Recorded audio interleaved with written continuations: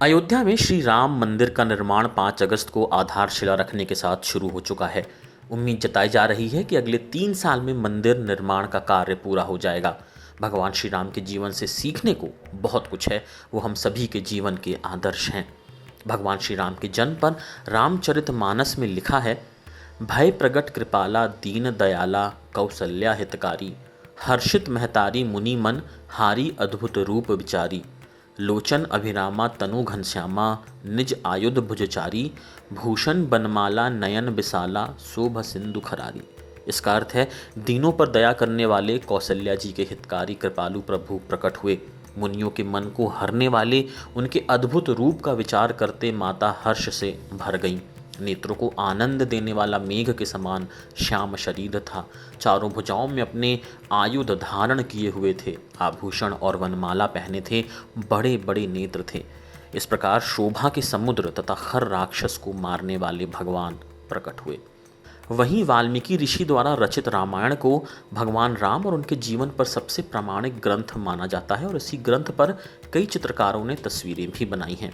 ऐसे ही एक कलाकार हैं बीजी शर्मा, जिन्होंने 70 से 80 के दशक में रामायण पर पूरी एक चित्र श्रृंखला बनाई थी। तो आइए नज़र डालते हैं बीजी शर्मा द्वारा बनाई गई ऐसी खास 15 तस्वीरों पर, जिनमें पूरी रामायण कथा का सार समाहित है। संतान की कामना हेतु राजा दशरथ ने कामेष्टि यज्ञ करवाया।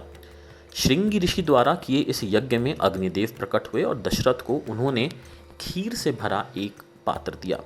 इस यज्ञ के बाद माता कौशल्या ने राम, कैकई ने भरत शत्रुघ्न और सुमित्रा ने लक्ष्मण को जन्म दिया।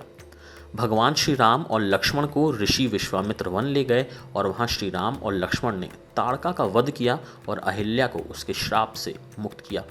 इसके बाद दोनों भाई ऋषि विश्वामित्र के साथ जनकपुरी पहुंचे। यहाँ भगवान राम ने शिवधनुष, जिसे पिनाक भी कहा जाता है, उसे तोड़ खुद को साबित किया और माता सीता से विवाह किया। एक आज्ञाकारी पुत्र होने का परिचय देते हुए भगवान राम अपने पिता दशरथ के वचन को पूरा करने के लिए मां सीता के साथ 14 वर्षों के लिए वनवास गए। वन में गंगा नदी पार करने के लिए उन्होंने एक नाव का इस्तेमाल किया। उनके भाई भरत उन्हें वापस लेने आए और चित्रकूट में दोनों का मिलना हुआ, जिसे भरत मिलाप नाम से भी जाना जाता है, लेकिन श्री राम ने उन्हें लौटा दिया। फिर लक्ष्मण ने पंचवटी में रावण की बहन शूर्पणखा की नाक काट दी।